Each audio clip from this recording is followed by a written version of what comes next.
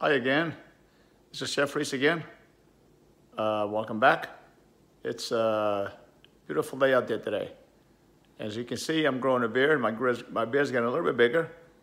So if you don't like it, let me know. I think most everybody that I talk to likes it except my wife. She's not too crazy about it, but so far so good. I just have to figure out a way of keeping it trim. So, so it's enjoyable to see it grow. I've been taking pictures every day and see what it looks like in about 2-3 weeks. So, what I'm making today, I'm making short ribs. I'm making a bone-in short rib. This bone-in short rib came in from 11 Oaks Farms, and it's nice and marble, as I'll show you in a second. It's gonna take about 3-4 hours to prepare. I'm gonna show you how to bone it out, and I'm gonna show you how to glaze the pan and go through all that process. Also, I'm gonna show you a picture of a braised short rib, actually a bone-in short rib. Where it comes from a 109 rib. 109 rib is from the big primal that, for your prime rib, you got the big bones that stick out. So they cut off probably about 4 or 5 inches, and they take that's where they take the meat from. And they can easily be done, across the bone or perpendicular with the bone. So it's a few different ways of cutting them. I'm going to show you the one way to do it. So the ingredients that you're going to need, first of all, you're going to need the bone-in short rib. This is, like I said, 11 Oak short rib. I'm going to use some carrots, onion. I got a whole carrot, 1 whole onion, about 3 stalks of celery, about maybe 2 tablespoons of garlic, fresh garlic, and I'm probably going to use about 4 ounces of tomato paste, and I'm going to use a little bit of seasoned flour. Most places you don't dust the short rib in flour. I'm going to dust it and saute it, and after I dust it in seasoned flour. Seasoned flour, I got some salt, kosher salt and some pepper, and of course I got some beef stock simmering in the back that I'm going to use. And I'm going to use a deep rashad pan, really deep pan, or you can use your crock pot if you like. Okay, first thing I'm going to do is I want to show you how to cut the vegetables up. They don't have to be, I'm going to use, since I did wash them, and I'm going to cut them nice and perfectly so that I can use the vegetables later on with the meat. So pretty much what I'm going to do is I'm just going to take the vegetables and just going to cut them. Cut them in large cubes there, large chopped up there. And I got about, just 3 stalks of celery. I'm going to take the carrot, cut the ends off, cut it in half, easier to cut. I'm going to cut them in half, cut them in half again, and then cut them in, so pretty much I'm going to cut them about the same size as I did the celery. I got 1 more piece here, and I'm going to pretty much easy cut. Always make sure when you cut your carrot, always try to put the flat side down so it doesn't slide and cut your fingers, because then the knives always seem to cut the things that you're going to try to cut. And I'm just going to chop the parsley up, the garlic up a little bit. I can leave it coarsely chopped. I like chunks of garlic in my food. I'm not sure why. It tastes good. You guys, nice, that garlic flavor. So you take a big chunk of garlic. I love that. If you want to leave it whole, go ahead and leave it all in. I'm going to cut it up in small pieces. And so there's the garlic. Same thing with the onion. I'm going to cut the onion in half. I'm going to cut it in quarters. And then I'm going to cut it about the same size as I did the carrots, the same size as I did the celery. And pretty much I got all my vegetables cut up. So now it's a simple way I'm going to show you in a second. Okay, as you can see, I got the bone-in short rib here. Another one, and this one's look how nice marble it is right here. It's a beautiful marble rib. As you see, the bone goes across this way. So I'm going to cut them across this way. I'm going to trim the fat out, and I'm going to attach them. I'm going to separate some of the fat from the middle, and then I'm going to tie it before I saute it. So the first thing I'm going to do is I'm going to cut them straight across. So I got 3 nice pieces like this. This looks beautiful. Look at how beautiful that is. I might not even have to do anything with this one. I might just leave the whole fat right in the middle, because it's not that much fat in it. Look how beautiful it is. I'm just going to trim them a little bit. I'm not even going to have to tie them. Same thing with this one. Let's take a look at the other one. The other one looks a little more fattier than this one, but still looks pretty good. Look at how beautiful this is. So now what I'm going to do is I'm going to trim some of the fat off.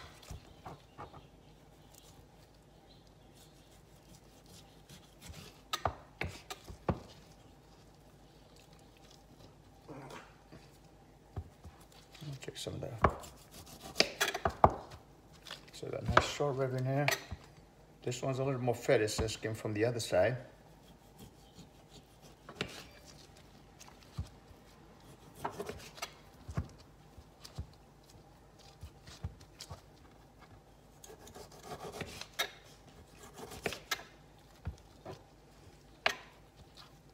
This one's a little more fatty, so I'm just going to take a little bit more fat.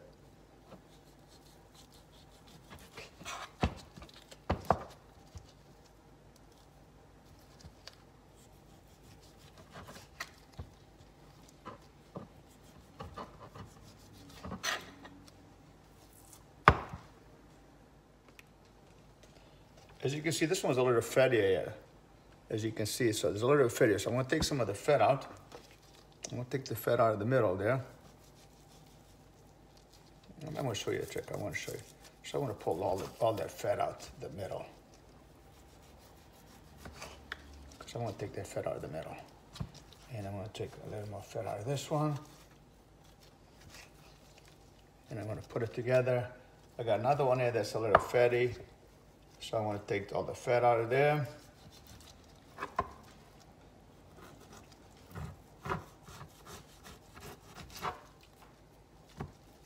This is really fatty. But the first two are real good.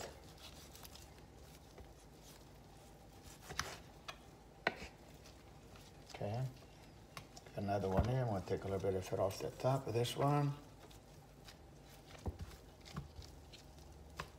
And what I can do is I'm going to draw some more fat out.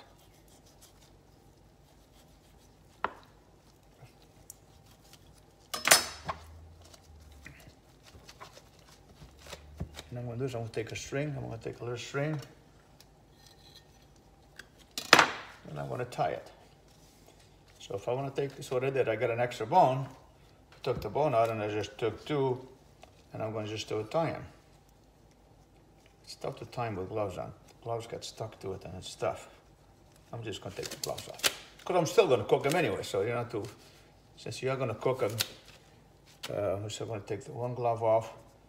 It's tough to cut, so I'm just going to take it. For those who do it, when I do a butcher's knot, go around, come across, and then just tie it. And then I'm going to go around again.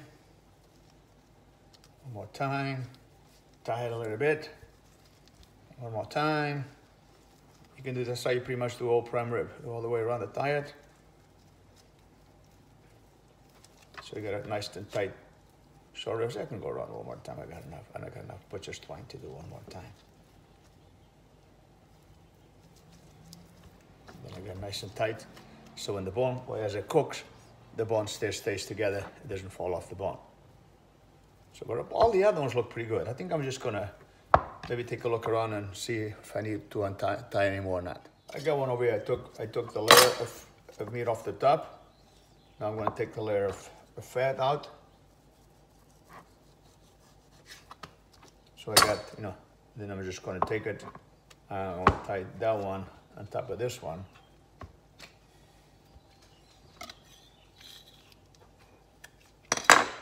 Just keep going until I'm finished.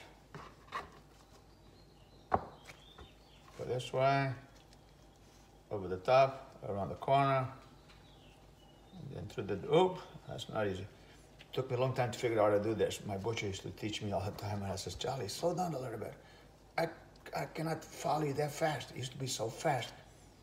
And so it took me a long time to learn this butcher is not. Okay, I want to do this, I want to do the loop.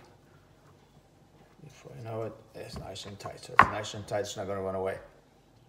As you can see, I pretty much tied them all up. Some of them really came out really, really nice, see? But what I did, I pretty much took all the good ones and, took some of the fat off the ones that had a lot of fat, and I kind of combined them, so I'm kind of together. So out of about, I think I had 2, 4, 6, I think I had 8. I ended up with 6 pieces right now. So trying to keep, take some of the fat out in the middle and tie them up real good, okay? So, like I said, it's not a very complicated thing to do, but it takes time. Nowadays, people pretty much use chuck flap meat. Not very many places use bone-in short rib. This is something that I was brought up with when I was studying this business. we use 100% bone-in short rib, and my butcher, his name was Charlie, he used to pretty much take all the short ribs and fix them like this. And we used to sell a lot of those, probably one of our biggest sellers. And short ribs are still very popular right now. Like I said, with the boneless, completely boneless. But these are going to take probably about 4 or 5 hours in the oven, or you can use your crock pot if you want to use the crock pot. I'm just going to use the, probably going to use the oven. I haven't figured out yet, so stay tuned. What I did right now, I sprinkled took some of the seasoned flour and kind of sprinkled them over a little bit. And meanwhile, I took my saute pan. I got my saute pan. I threw a little bit of oil in the bottom of the saute pan, and as soon as the pan gets nice and hot, I'm going to sear these short ribs. And the reason I put flour in them, I think when I sear them, they get a little nice golden brown color on the outside. And also at the same time, it's going to help my sauce thicken up a little bit. Unless you use if you have your own demi-glace at home, your own reduced beef stock that's already thickened, you don't have to worry about this. But I still like the searing in the flour. Keeps the moisture, keeps them nice and juicy in the inside. So there they are. And right now I got the pan nice and hot. And I'm going to throw them in the pan in about a minute. As you can see, I flipped them over. They got a nice golden brown color. As long as the most important thing is make sure you get a nice and golden brown. Okay, you want to stir all the juices inside of the meat. That's the purpose of stirring. Stirring this, stirring on both sides so that all the stay nice and juicy on the inside side. I'm going to keep stirring until I get them all done. Okay, these after I stir the meat, I got them in like an oven Dutch pan. Like I said, you can put them in your crock pot if you'd like to, and just put them in there and forget about them. I put them in for probably 6 to 8 hours. I don't have that much time to do it, so I'm going to braise them in the oven. And as you can see, I have a lot of grease left in the bottom of the pan, so I'm going to dump most of that grease out into that pan. I added just a tablespoon of olive oil, and I threw all my vegetables in, my carrots, my celery, my garlic. I'm going to saute those real good. So this way they get nice and crispy. And like I told you, I peeled them early. They're all nice and ready to go, so we can eat them as part of as your vegetable instead of discarding them. So instead of throwing them away, just use them for the braising of the short ribs. You can use them after and eat them with your dinner later. I can see I got the stock back there, beef stock on. I'm actually using the Hilton spoon to stir my vegetable. Should be smelling the nice caramelizing of those vegetables. They smell good, especially those onions. Smell really amazing.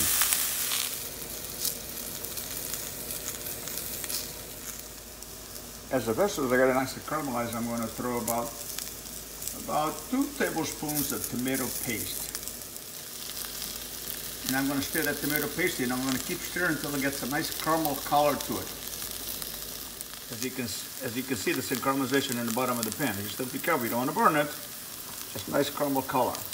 And after this, I'm going to throw some red wine in there. And I guess, as I throw some red wine in, I guess I got to taste me a little bit of it. So, one for me, one for you. As you can see, I put the red wine in there, and I'm going to let that cook for probably about another 10 to 15 minutes until it reduces very, very nice. Meanwhile, I had to make sure that the wine tasted good, so I'm drinking a little bit of it in. Actually, I'm using a Cabernet, but you can use anything. You can use a Cabernet, you can use a Pinot Noir, or maybe not. Yeah, Merlot is okay too.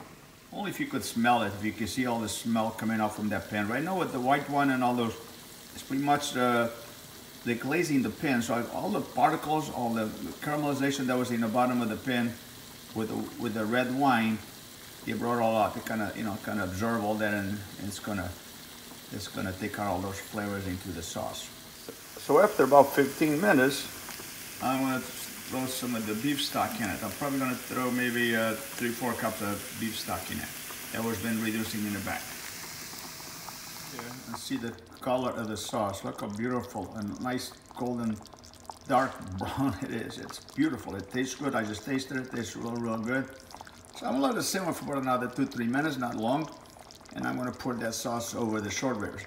The thing about braising, you don't want to cover the whole thing up. This about submerged, about halfway or 3/4 to the top. And I'm going to cover them up with cellophane and foil paper, and I'm going to bake them in the oven for a good 4 hours at 300 degrees. And this is what they look like just before they go in the oven. See, it's not fully, it's probably 3/4 covering the short ribs. And they smell good. I see all the mirepoix, the vegetables, the carrots, celery, and onions. And I'm gonna cover them up and stick them in the oven. And the reason I put cellophane in before I put the foil paper, sometimes the foil paper touches the meat and the tomato products in it, and sometimes oxidizes the foil paper, and I don't like some of the foil gets stuck to the meat, so that's why I put the cellophane before the foil paper. And since I am the solo, I cook, I clean, I drink a glass of wine every once in a while. So it's the same thing that being at work, except it's one-man show. So we'll be back in a little bit when the short ribs are cooking. And like I said, I deserve a glass of wine, or maybe two. They're starting to look really, really good. I just looked at them in the oven. I'm gonna put them back in there for probably another half hour. They're just about ready.